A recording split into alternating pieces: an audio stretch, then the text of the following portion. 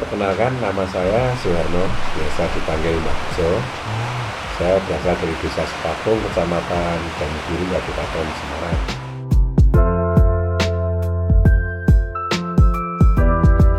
Perlu kami ceritakan untuk awal mula tentang berdirinya usaha kopi Sepakung. Jadi di awal itu kita ada kesempatan pergi ke Bali. Nah, di sana itu kita ada kunjungan ke destinasi pengolahan kopi. Jadi dari situ semacam terinspirasi.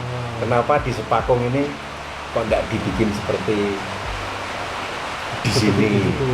Di sini maksud saya di Bali. Karena di Sepakung ini ada tanaman kopi itu sebelum kemerdekaan. Jadi dari zaman penjajahan Belanda sudah ada tanaman kopi. Tinggal diolah gitu ya. Terus pulang dari sana itu mencoba kita mencari biji kopi untuk diolah sendiri. Ini awalnya juga kita karena tidak ada pengalaman dalam pengolahan kopi.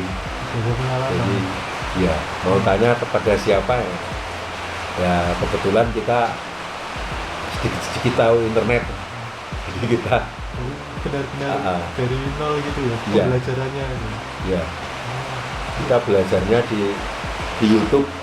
Lewat YouTube. Lewat YouTube. Di independen gitu. Ya. Itu pas berapa tahun yang lalu? 6 tahun yang lalu. 6 tahun yang lalu.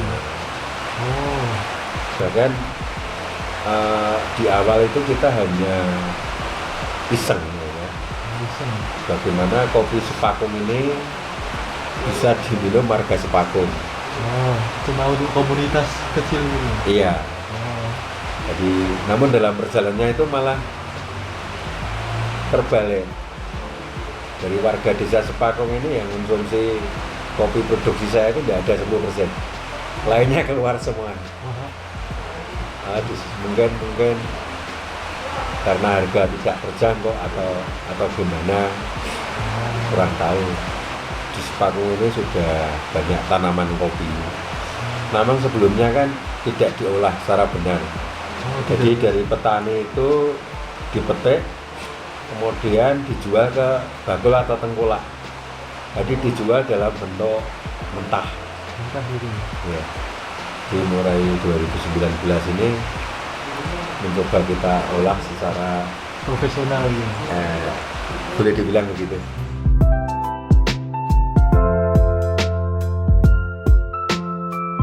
Kenapa kopi kita beri brand kopi Sepakung? Itu tujuan kita di samping untuk brand kopi adalah mengenalkan desa Sepakung keluar. Jadi dalam perjalanannya itu tumbuh bersama. Sekarang antara desa wisata Sepakung dan kopi Sepakung itu di luar sana hampir sama-sama dikenal.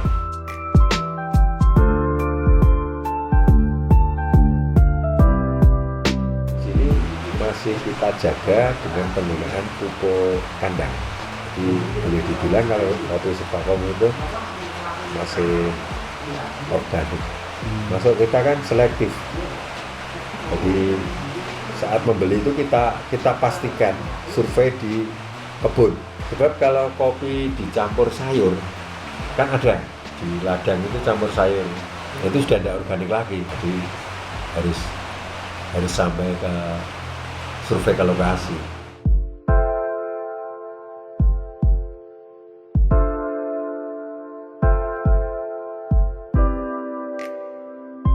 Pada dasarnya kopi itu diolah menjadi dua macam olahan. Ada proses basah dan proses kering. Misal natural itu kan setelah dilakukan sortasi biji. Jadi pemisahan antara biji merah dan hijau. Kemudian yang merah itu kita cuci bersih. Kemudian kita rendam kurang lebih 2 jam. kemudian kita aduk ya. Yang terapung itu kita buang. Oh, gitu prosesnya. Iya. Nah, setelah ditiris itu tinggal rencana kita mau diproses apa. Oh, Kalau proses natural ya tinggal dijemur sampai 31 hari kurang lebih. 21 hari. Iya. Sampai kadar airnya kisaran 12%. Itu baru siap dihalur. Kemudian kalau proses full wash itu setelah biji ditiris itu kita pulper. Alter. Kita pisahkan antara biji dan kulitnya. Oh, Kemudian untuk bijinya itu kita fermentasi kering fermentasi kering selama 48 jam 48 jam. dengan harapan mau memudahkan pembuangan lendir, pemisahan lendir.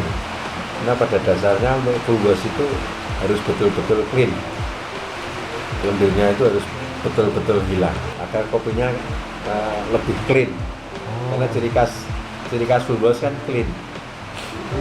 Ya. Nah, itu terbalik dengan honey. oh, Kalau honey setelah dipulper itu bijinya dibiarkan, lendirnya itu dibiarkan menempel. Karena lendir kopi itu kan ada kandungan gula. oh, Nah, dalam proses penjemurannya gula itu akan terserap ke dalam biji kopi, maka honey itu rasa manis.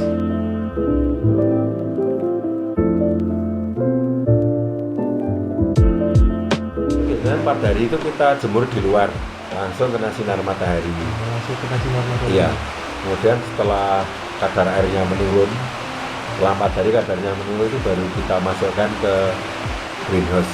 Salah satu fungsi greenhouse itu untuk antisipasi kalau musim hujan. Di dalam greenhouse kan tetap panas.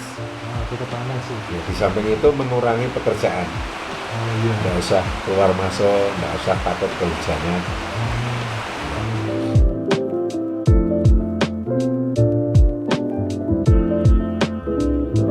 Kan masing-masing proses itu dalam proses pengeringan pun berbeda. Oh, Kalau Arabica itu 30 sampai 40 hari. Kalau kalau natural, natural. proses natural itu 30 sampai 40 hari. Hmm. Kalau full wash itu antara 11 sampai 16 hari. Kemudian kalau honey itu sekitar 21 sampai 25 hari. Itu sudah siap untuk digulung. Oh, gitu ya.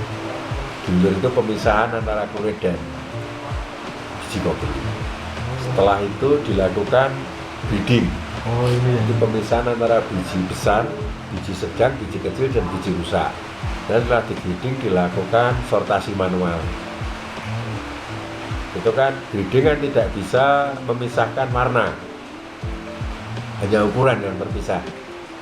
Nah, sedangkan kopi itu ketika warna hitam atau keputih-putihan itu mesti dipisahkan. Jadi, kalau proses full wash itu kebiru-biruan, agak hitam kebiru-biruan. Namun kalau proses honey itu agak kemerah-merahan. Jadi proses pun mempengaruhi warna.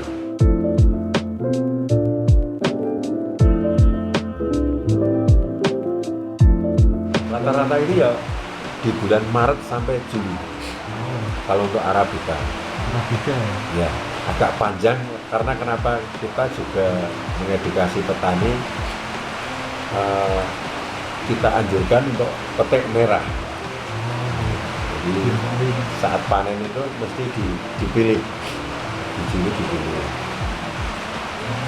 Kemudian untuk panen robusta ini biasanya di bulan Agustus sampai Oktober. Kalau untuk penanaman kita menggunakan jarak ya. Kalau jarak tanam itu sekitar, kalau robusta itu 2 kali 3. 2 kali 3. Ya. Lalu untuk perkembangan akhir-akhir ini kan ada metode terbaru itu tanaman sistem pagar. Sistem pagar. Iya, itu jarak tanamnya itu 1x3. 1x3.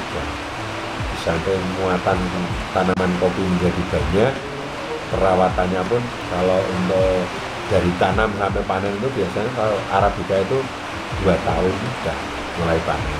Tapi kalau Robusta 3 tahun. Nah, untuk optimalnya itu di 5 tahun. Kalau Arabica di 4 tahun.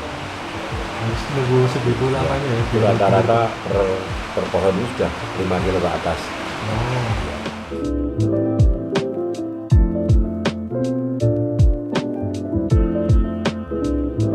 Sebenarnya untuk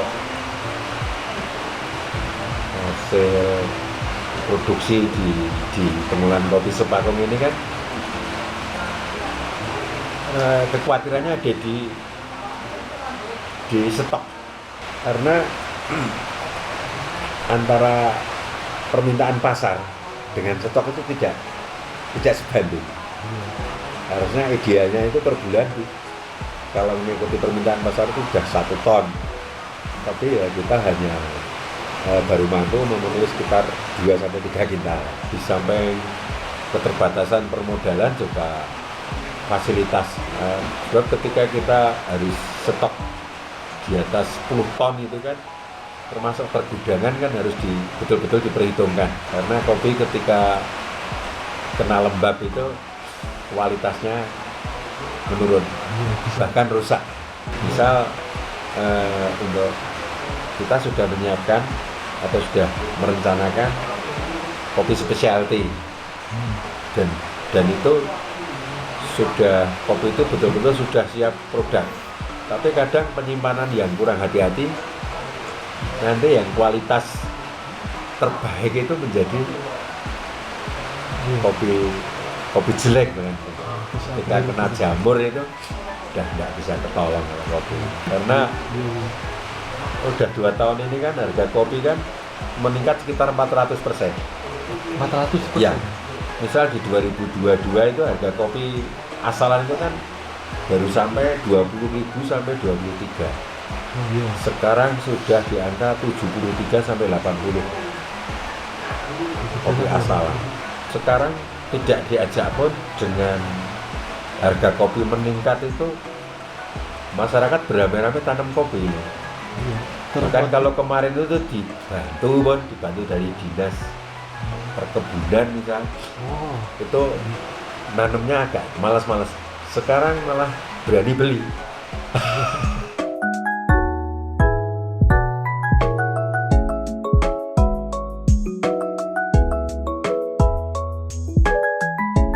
Setiap tahun kan kita ikutkan dalam kontes kopi Indonesia. Kontes kopi Indonesia. Ya, jadi dari situ nilai kopi itu akan kelihatan. Juri itu dari biasanya kalau kontes kopi Indonesia itu juri dari KKSI itu 4 orang, kemudian yang dari luar negeri itu sekitar 4 orang juga. Biasanya dari Jerman, Korea, Brasil, dan Jepang. Awalnya itu kan ketika kita mengadakan pameran di Hotel Ciputra, salah satu pengunjung itu kan ada pemain kopi. Dia pelaku kopi dari Vin Kopi Semarang. Kurang penting. Nah, setelah mencoba kok dari biji kopi Sepakung itu kan mempunyai ciri khas rasa. Kemudian beliaunya ngambil, terus di beberapa sampel itu dikirim ke Jerman, ke Cirebon, ke Jakarta. Nah, alhamdulillah yang dikirim ke Jerman itu ketika mengikuti kontes di sana itu nilainya tertinggi itu di tahun 2022. Nilainya tertinggi. Itu benar-benar peluang banget ini. Jadi sudah 5 tahun ini ya, kita kirim secara terus-menerus ke sana. Walaupun jumlahnya masih kecil. Direncanakan nanti musim panen ini dari Jerman sana mau datang. Mau datang ke sini. boleh nanti saya kabari.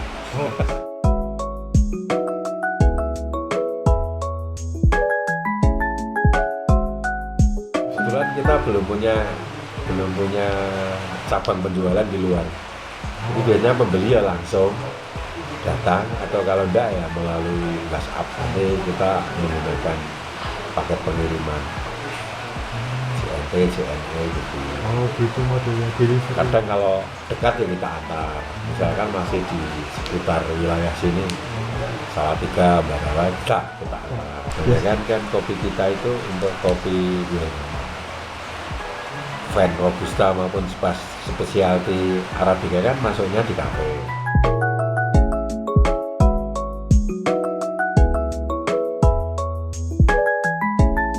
Ya, harapan kita terbesar adalah dengan adanya usaha pengolahan kopi Sepakum ini bisa meningkatkan ekonomi masyarakat Sepakum, khususnya petani kopi. Dan yang kedua bisa menciptakan lapangan kerja. Jadi kalau bisa ya terutama yang muda-muda biasanya keluar itu kan ketika di daerahnya atau di tempat tinggalnya itu tidak ada penghasilan. Kalau sudah ada pekerjaan, mereka pun akan terasa.